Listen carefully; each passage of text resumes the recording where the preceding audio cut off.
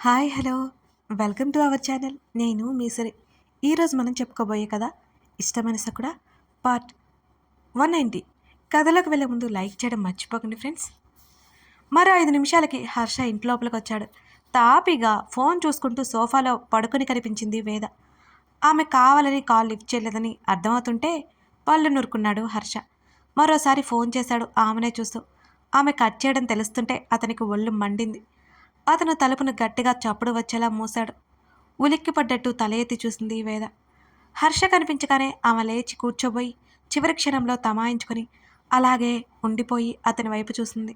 హర్ష, నువ్వెప్పుడొచ్చావు అని అడుగుతూ ఎదురొచ్చింది యమున.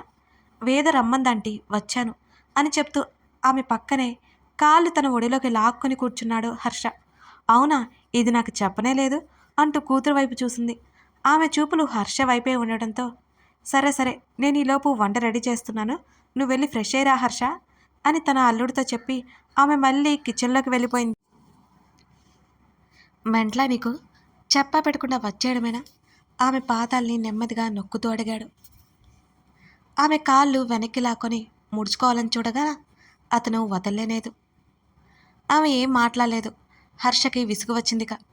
అతను సోఫా మీద నుంచి లేచి ఆమె మొహం వైపుకొచ్చాడు. అతని మొహాన్ని ముందుకు తీసుకొస్తుంటే పిచ్చి వేషాలు వేకు వేలు చూపించింది. వేస్తే ఏం చేస్తావా? ఓ కన్నింగ్ స్మైల్ పడేసి అడిగాడు హర్ష.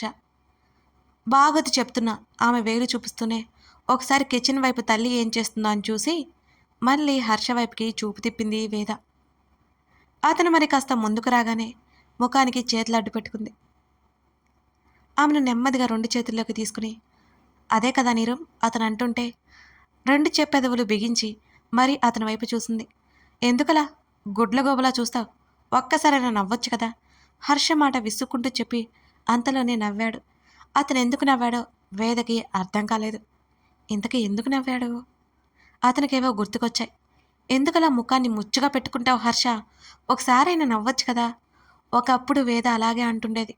ఒకప్పుడే ఆమె మాటలు ఇంకా అతనికి వినిపిస్తూనే ఉన్నాయి. ఆమెను మెల్లిగా మంచం మీద పడేసి సారీ అని ఆమె తల మీద ముద్ద పెట్టుకున్నాడు హర్ష. వెంటనే ముఖం తిప్పుకుంది ఆమె. చిన్న టెన్షన్లో ఉన్నాను వేద, సారీ అతను మరోసారి చెబుతూ ఆమె 2 చేతులు పట్టుకుని ముద్దు పెట్టుకున్నాడు. అయినా ఆమె అలాగే చూస్తుంటే ఇన్నిసారీలు నా లైఫ్లో ఎవరికీ చెప్పలేదు తెలుసా అని అన్నాడు హర్ష. అయినా ఆమె ఏం మాట్లాడలేదు. ఆమె ఎంతసేపు ఊరుకోలేదని అతనికే తెలుసు. ఇంకాసేపు తను వాగితే ఖచ్చితంగా ఎదురు మాట్లాడుతుందని అతనికి బాగా తెలుసు. వేద అస్సలు ఓర్చుకోలేదు. కష్టంగా మౌనంగా ఉంటుందని అతనికి అర్థమైంది. సారీ ముందుకు వంగి ముద్దు పెట్టుకోపోయాడు హర్ష. తన 2 చేతులతో అతని భుజాలు పట్టి వెనక్కి తోసింది వేద. అతను కొంచెం కూడా జరగలేదు. ఎటువైపు కూడా 2 చేతులతో అతని భుజాల మీద కొట్టసాగింది వేద. మెల్లిగా ఆమె కళ్ళలో నీళ్లు బయటకు దూకే 2 చేతులు ముఖానికి అడ్డు పెట్టుకుంది వేద. వేదా, అతని స్వరం జాలిగా వచ్చింది ఆ సమయంలో. నేను వేరే టెన్షన్లో ఉన్నాను. ఆమె చేతులు పక్కకు తొలగిస్తూ ఆమె కళ్ళు తుడిచాడు హర్ష. నువ్వేదో కోపంలో మరోలా ప్రవర్తిస్తే అది నీ వ్యక్తిత్వం అవుతుందా హర్ష? ఆమె అడిగిన ఆ మాటకి అతను సమాధానమే చెప్పలేకపోయాడు. ఓహ్, మనిషి కోపంలో ఏదైనా చేయొచ్చు, అది కోపం అనొచ్చు, అంతే కదా? అప్పుడు నువ్వు అనేవాడివెక్కడా? ఆమె అడిగింది. అతనేం మాట్లాడలేదు. ఆమె లేచి కూర్చొని కళ్ళు తుడుచుకుంది. నేను కొన్నాళ్ళు ఇక్కడే ఉండి వస్తాను అని మాత్రం చెప్పి లేచి వెళ్ళిపోయింది. 2 చేతుల్లో ఆమె ముఖం దాచుకుని అలాగే కూర్చున్నాడు కాసేపు. ఆమెకేం గుర్తులేదు. అందుకే బాధపడింది. ఆమె గదిలోకి వచ్చేసరికి అతను అదోలా అయిపోవడం వేద గమనించింది. ఆమె రావడం, వార్డ్రోబ్ తీయడం అతను చూశాడు. లోపల నుంచి బట్టలు తీసి అతనికి ఇచ్చింది. ఇవి నీవే ఆట అనే మాటలకి అతను పెద్దగా ఆశ్చర్యపోలేదు. అక్కడ వచ్చినప్పుడు ఇద్దరు చాలాసార్లు అక్కడే ఉన్నారు కూడా. ఆమె మళ్ళీ గదిలో నుంచి వెళ్ళిపోయింది. కన్నార్పకుండా ధరణినే చూస్తున్నాడు గగన్. ఆమె శరీరంలో కదలికలు అతనికి తెలుస్తుంటే ఎప్పుడూ చూడని అద్భుతం అదే అనిపిస్తోంది అతనికి. అలాంటి అద్భుతమైన క్షణాలు మునుపెన్నడూ చూడనట్టు అనిపిస్తోంది కూడా. ముడిచిన ఆమె కనుబొమ్మలు కదలికలో స్లో మోషన్లో అతనికి కనబడుతోంది. ఆమె చేతులు లాక్కోవడానికి ప్రయత్నం చేస్తోంది. ఆమె వల్ల కావట్లేదు. కాళ్ళు మడవడానికి ప్రయత్నం చేస్తోంది. అతను లేచి నెమ్మదిగా ఆమె ఎడమ చేతిని పట్టుకున్నాడు. ఆమె చేతి వేళ్ళు అతని చేతి వేళ్ళు పట్టుకోవడానికి ప్రయత్నం చేస్తుంటే అతనికి చెప్పలేనంత సంతోషంగా అనిపించింది. ఆమె చేయి అతని చేతిని నెమ్మదిగా బిగించి పట్టుకుంది. కొన్ని క్షణాల్లోనే ఆమె చేతి వేళ్ళు అతని చేతి వేళ్ళని బంధించాయి. ఆమె చేతులు అతని బలమైన చెయ్యి సరిపోలేదు. ఆమె మరో చేయి కూడా తీసుకురావడానికి ప్రయత్నం చేస్తోంది. అతను చూస్తున్నాడు. అతను నెమ్మదిగా ఆమె కుడి చేతికున్న కట్టి విప్పాడు. ఆమె రెండు చేతులు అతని చేతిని గట్టిగా పట్టుకున్నాయి. ఆమె పెదవులు బిగించుకొని ఉన్నాయి. ఆమె కనులు మూసుకొని ఉన్నాయి. ఆమె శరీరం స్పందిస్తోంది. అతను ముందుకు వంగి ఆమె చేతి వెనుక భాగం మీద ముద్దు పెట్టుకున్నాడు. కాసేపటికి ఆమె మళ్ళీ నిద్రలోకి జారుకున్నట్టు నిశ్చలంగా ఉంది. ఆమె తలకి ఇంకా కట్టుకొట్టే ఉంది. ఆమె ముఖానికి ఆక్సిజన్ మాస్క్ అలాగే ఉంది. ఈ రూపాన్ని తను త్వరగా మార్చేయాలనిపిస్తోంది అతనికి. అతను అలా కళ్ళు మూసుకొని ఆమె చేతి పక్కన తల పెట్టుకుని పడుకున్నాడు. పొడవాటి జడ వెనక నుంచి ముందుకు వేసి నవ్వుతూ కళ్ళు ఎగరేస్తున్న ఆమె రూపం కళ్ళ ముందు మెదులుతుంది. ఎలా ఉంది? అతని షర్ట్లో మునిగిపోయి ఉన్న ఆమె నునుసిగ్గుతో అడగడం అది ఇంకా అతను మర్చిపోలేడు. అతని కళ్ళ ముందే జరుగుతున్నట్టుగా ఉంది. అతను అప్రయత్నంగా ఆమె ఎక్స్ప్రెషన్ గుర్తొచ్చి పెదవులు సాగదీశాడు. ఇవాళ రేపు ఆమె కళ్ళు తెరిచి తనని చూస్తుంది. అతనికి ఆ నమ్మకం వచ్చింది. కమల్ ఇంకా ఆ సంఘటన నుంచి బయటపడలేదు. కమల్ అమృత పిలుస్తూ అతని పక్కన వచ్చి కూర్చుంది. ఏదో లోకంలో ఉన్నట్టు అతను పలకలేదు. నెమ్మదిగా అతను చేయి పట్టుకోవడంతో అతను తల తిప్పి చూశాడు. అమృత కళ్ళల్లో దిగులు స్పష్టంగా కనిపిస్తోంది. కమల్ సారీ. ఆమె ఆ మాట చాలాసార్లు చెప్పింది. ఎన్నిసార్లు చెప్పాలి అమ్మో నీకు? నువ్వు నా వల్లే ఇలా అయిపోతున్నావు కమల్. కనీసం నన్ను పెళ్లి చేసుకోకుండా ఉన్నా బాగుండేది అన్నది అమృత. అమ్మో స్టాప్ ఇట్. అతను కోప్పడ్డాడు. ఆమె బాధగా కళ్ళు మూసుకుని కన్నీళ్ళు రాకుండా ఆపుతోంది. చెడ్డవాళ్ళు తన వాళ్ళైనా సరే శిక్ష పడాలి కదా అమ్మో. అతను చిన్నగా పెదవులు సాగదీస్తూ అన్నాడు. కానీ అక్కడ నీ తండ్రి కదా. ఎవరైనా సరే అతను నా తండ్రి అని చెప్పుకోవడానికి నాకు సిగ్గుగా ఉంది. వద్దు అని చెప్పాను కదా. మన మధ్య ఆ టాపిక్ రావద్దని అతను అమృత చేతిని తీసుకుని ముద్దు పెట్టుకున్నాడు. ఆమె మౌనంగా ఉండిపోయింది. అన్నీ వదిలేయ్.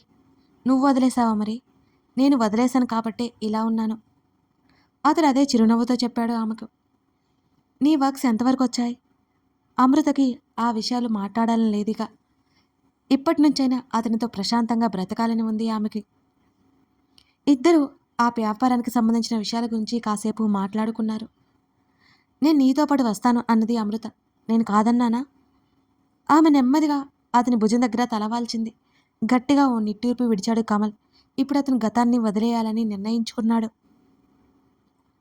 వేద తల్లిదండ్రులతో పాటు హర్ష కూడా భోజనానికి కూర్చున్నాడు. అతనేం మాట్లాడలేదు. యమున కొసరి కొసరి వడ్డిస్తోంది. ఏమైంది హర్ష, వంటలు నచ్చలేదా అని యమున అడుగుతుంటే అదేం లేదాంటీ, ఏదో ఆలోచిస్తున్నాను అంతే. అతడు చిన్నగా నవ్వాడు. వేద తండ్రి కేశవ్, హర్ష మెల్లిగా మాట్లాడుకుంటూ తినసాగారు. వేద మౌనంగానే ఉంది. అల్లుడికి మర్యాదలు పదే పదే చేస్తున్న తల్లిదండ్రులను చూస్తోంది వేద. తన ఫ్యామిలీ తామేంటో ఆమెకు తెలుసు. హర్ష వాళ్ళు అలా కాదు, బాగా ఉన్నవాళ్ళు. అసలు తామిద్దరికి ఎలా పెళ్ళయింది? తల్లిని అడిగితేనేమో నువ్వే ప్రేమించి పెళ్లి చేసుకున్నావని చెప్తుంది. తను ప్రేమించినంత మాత్రాన హర్ష ఎందుకు పెళ్లి చేసుకున్నట్టు తన్ని? నిద్ర వస్తున్నట్టు అనిపిస్తుంటే వేద గదిలోకి వచ్చింది. హర్ష ఫోన్ మాట్లాడుతూ కనిపించాడు. అవతల గగనని వాళ్ళిద్దరి మాటలోని ఆమెకి అర్థమైంది. తలుపు మూసేసి మెల్లిగా పక్కన వాలింది వేద. గగన్ వైఫ్కి ఎలా ఉంది ఇప్పుడు అడగాలనిపించింది ఆమెకి. హర్ష మాట్లాడి వెంటనే కాల్ కట్ చేసి మొబైల్ పక్కన పెట్టేశాడు.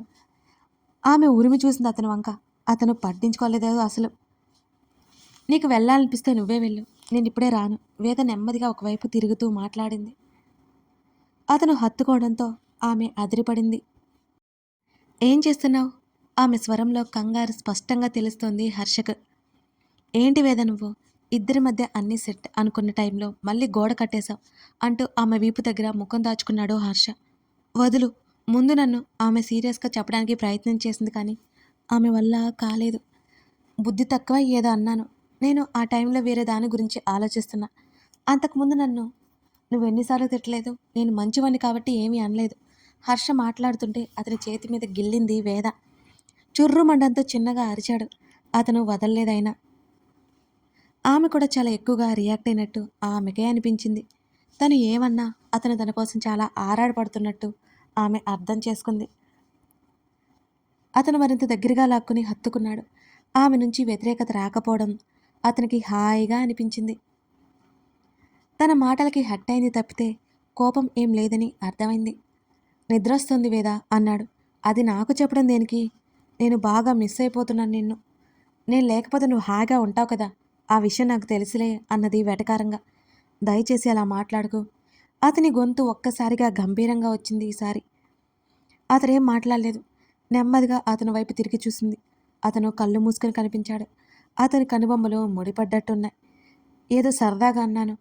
అతని తల నెమ్మదిగా ఆమె హృదయంలోకి చేరింది. అతను దగ్గరికి వచ్చాడో లేక ఆమె దగ్గరికి లాక్కుందో తెలియలేదు. నువ్వలా బెడ్ మీద పడి ఉంటే చచ్చిపోయాననుకో.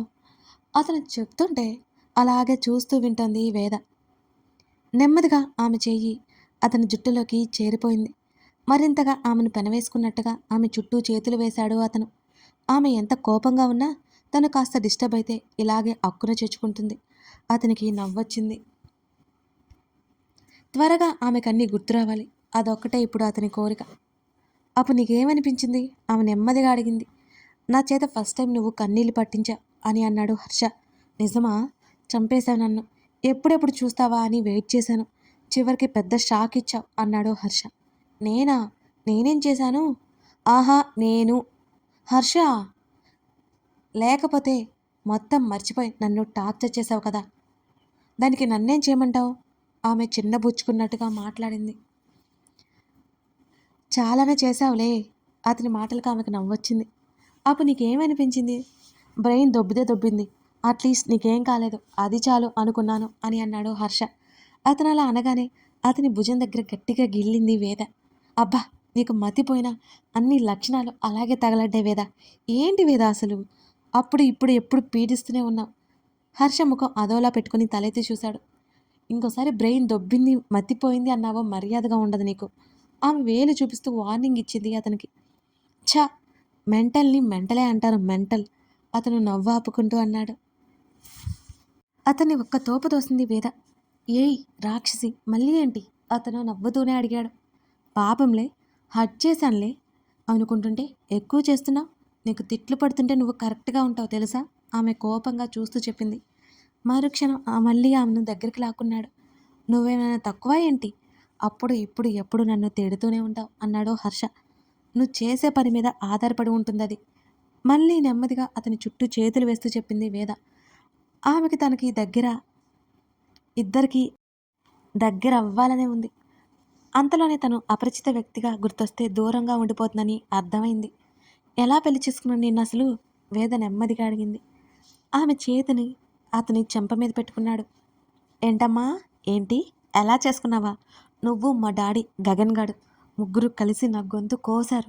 హర్ష కచ్చగా అన్నాడు. ఏంటి? ఎంత బాగా అడుగుతుందో చూడు. ఆ మాట నేననాలి, నువ్వు కాదు. పాపం పసిపిల్లడని కూడా లేకుండా బలవంతంగా తాళి కట్టించుకున్నావు నువ్వు అన్నాడు హర్ష. అతని మాటల్లో ఉక్రోషం కనబడుతుంటే ఆమెకి నవ్వొచ్చింది. గుర్తొస్తే బాగుండనిపిస్తోంది. నిజంగా తను బలవంతంగా అతని చేత తాళి కట్టించుకుందా? ఆమెకు అన్నీ తెలుసుకోవాలని ఆతృతగా ఉంది. ఇంకేం చేశాను హర్ష? ఆమె ఉత్సాహంగా అడిగింది. నేను చెప్పను, నువ్వే గుర్తు చేసుకో అన్నాడు. చెప్పొచ్చు కదా ప్లీజ్. అయినా నీ బుర్రలో ఏముందో నాకేం తెలుసు అప్పుడు? నేను చెప్పను, నువ్వే గుర్తు చేసుకో అన్నాడు. అతను మాట్లాడుతూనే అతని చేతి వేలని ఆమె మడ దగ్గర కదిలిస్తున్నాడు. నాకు గుర్తులేకనే కదా నిన్ను అడుగుతున్నాను. అవసరం లేదు, ఇక అడక్కు. ఏదో రోజు గుర్తొస్తుందిలే అని ఆమెతో చెప్పి, అప్పుడు నన్ను మళ్ళీ ఆడుకుంటుందేమో ఈ రాక్షసి. మనం మామూలు వేషాలు వేశామా అనుకున్నాడు హర్ష మనసులోనే. కథ కొనసాగుతోంది. లాస్ట్ ఎపిసోడ్ ఈ ఎపిసోడు నేను ఊళ్ళో చేశానండి. అంతే, కొన్ని కాకుల అరుపులు అలాంటివి ఉన్నాయన్నమాట. నేను చాలా ట్రై చేశాను కానీ తప్పలేదు. కొంచెం అడ్జస్ట్ అవ్వండి. చాలా ట్రై చేస్తూనే ఉన్నాను. కట్ చేసుకుంటూ రికార్డ్ చేసుకుంటున్నాను. బట్ తప్పలేదు. కొంచెం అడ్జస్ట్ అవ్వండి please. Thank you for watching this video.